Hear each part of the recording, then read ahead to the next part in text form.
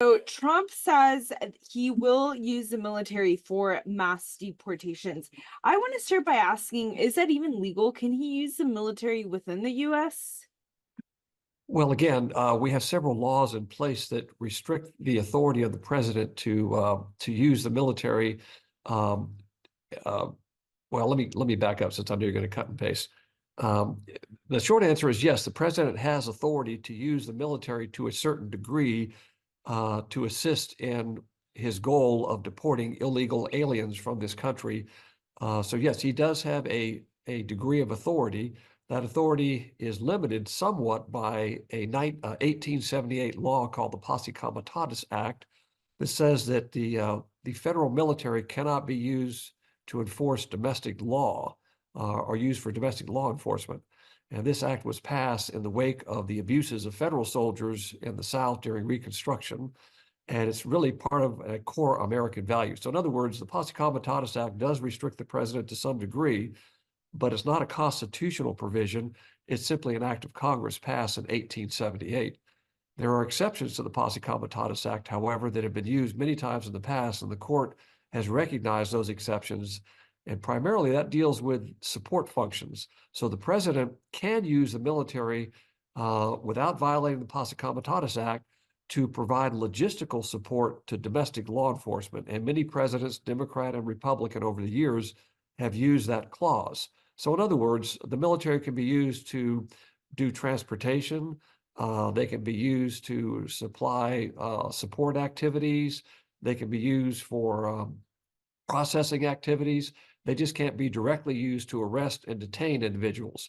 So if the president uses that authority and has the military operate in support functions, this would free up tens of thousands of federal agents, ICE agents, to go out and make the arrest and do the detentions, and the military could do all the support and logistical functions. That's perfectly legal.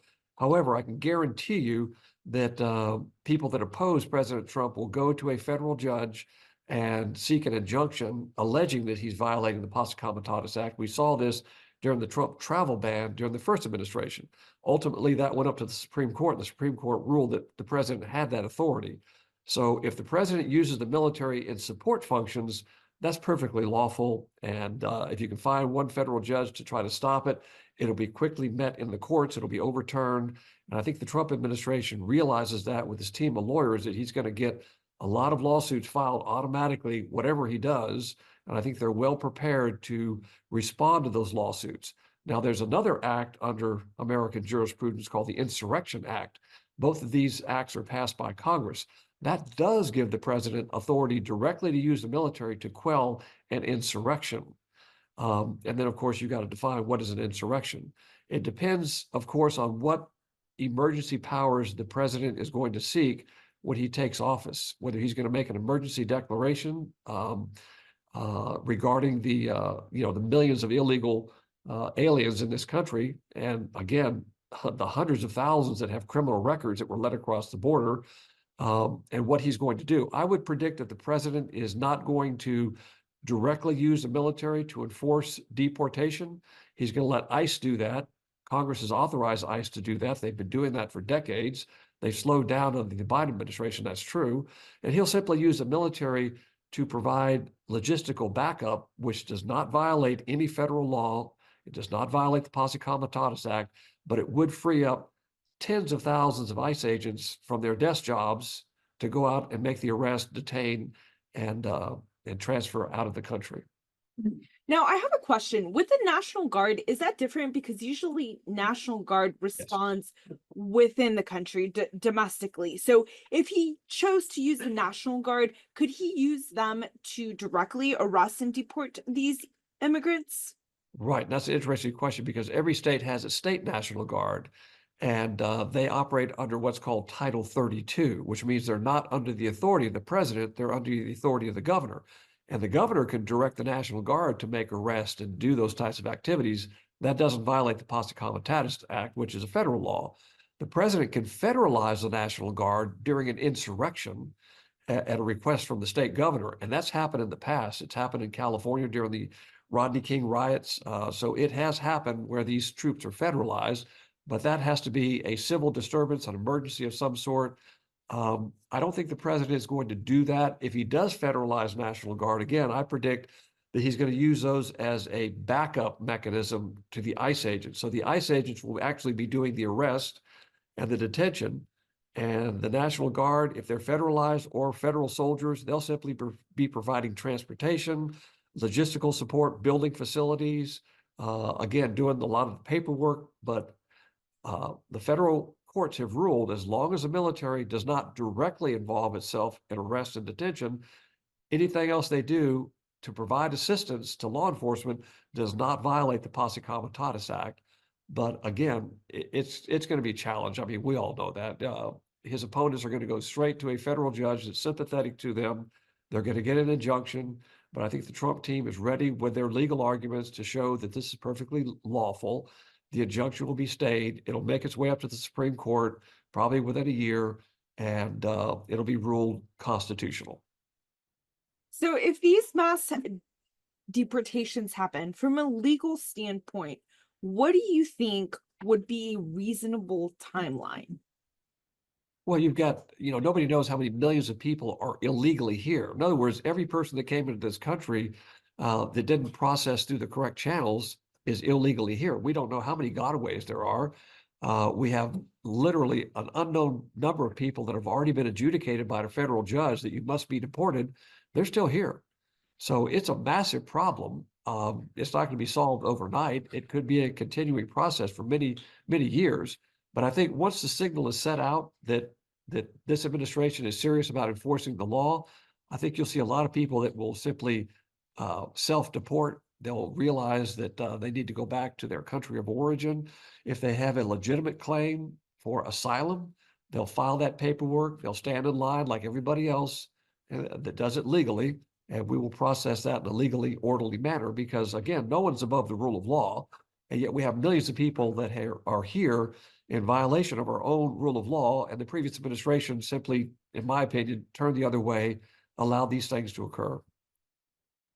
I mean, realistically speaking, 99% of the people we have let in don't qualify for asylum. They straight up just don't.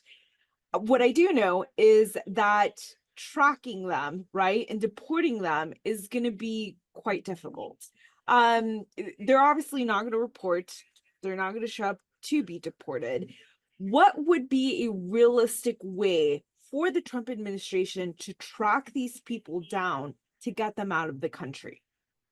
Well, I don't know if it's as high as 99%, but I agree with you. The vast majority are not going to qualify for asylum. So, the way that has to be done is in a legal manner, with respect for human dignity. Obviously, these are human beings. And it's going to require cooperation from the states. We've already seen that several governors said, we're not going to cooperate. That makes it very difficult for ICE to do its job. But again, they're very good at doing this. If you just let them do their job, and perhaps even increase the number of individuals that are assigned to ICE. Again, that's what the military would allow them to do, take people off the desk job, take border agents and get a robust force going on. But once the word starts spreading that, you're not going to be able to remain here, that you are on the ICE list, I think many people will simply agree to voluntarily go back to their country of origin because they have no legal right to be here. There's no legal right for another person to come into our country and set up a tent and say, I'm here, you must take me. No, that's not the law. Do you think that at this point, ICE is overwhelmed with the number of migrants that have come in the past 2 years? Well, I think the country's overwhelmed. I mean, we saw that with the election. This election was not even close. And if you look at the various polls, the vast majority of Americans agree that something has to be done, and they agree with processing people in accordance with the rule of law humanely, and following the law. So yeah, I think the American people agree that this is the right thing to do. But again, I agree with you. A right thing has to be done in a right way. We can't violate the law to accomplish the mission. But again, I think the president can accomplish the mission without violating the Posse Comitatus Act. And the Posse Comitatus Act, again, is not in the Constitution. It's a law passed by Congress in 1878.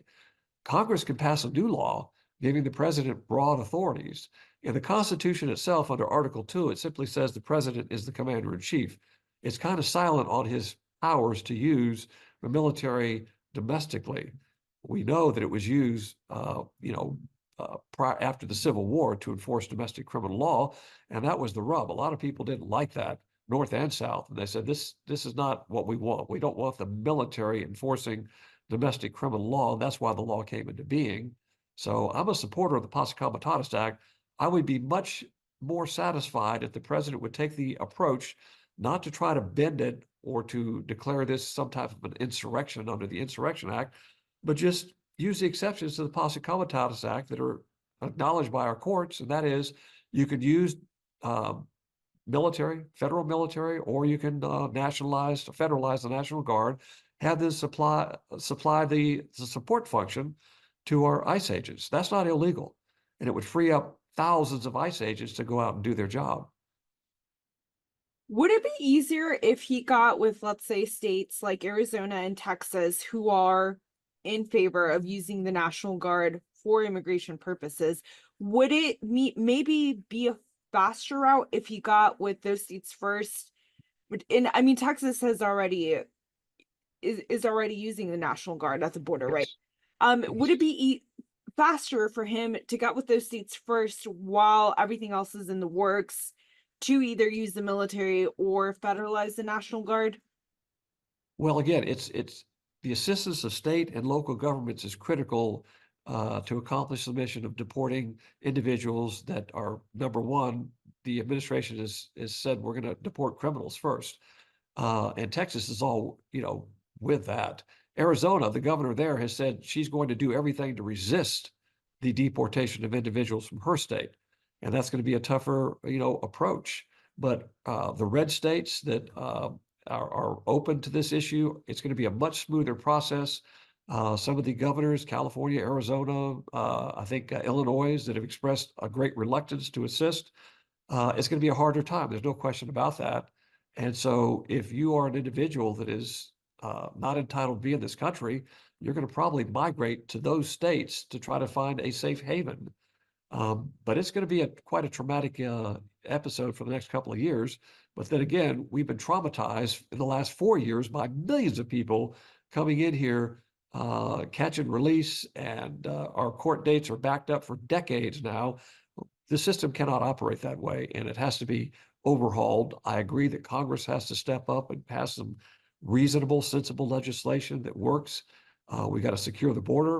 And we also have to send out the message that we're going to follow the rule of law.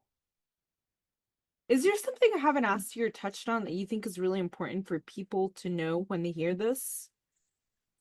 Well, again, politics is involved in everything, unfortunately, these days. So I think it's important, as I stated, that the president take the least path of resistance in terms of the rule of law. In my opinion, that would be, we're not going to use federal soldiers to arrest and detain individuals and transport them out of the country. We're going to allow that function to be carried out by ICE, Department of Homeland Security, but we will use federal soldiers to provide logistical support, and that's been upheld by the courts, to the ICE agents. That's not illegal. That doesn't violate the Posse Comitatus Act, but that will free up tens of thousands of ICE agents to go out and to do their job. I think that's a reasonable approach to this issue, and I'm sure his legal advisors are advising him of that very thing, and that would pass constitutional muster when it goes to the federal courts, because whatever the president does, as we all know, is going to be challenged in the courts. And so they better be prepared with their legal briefs to respond to those challenges, and I'm sure they are.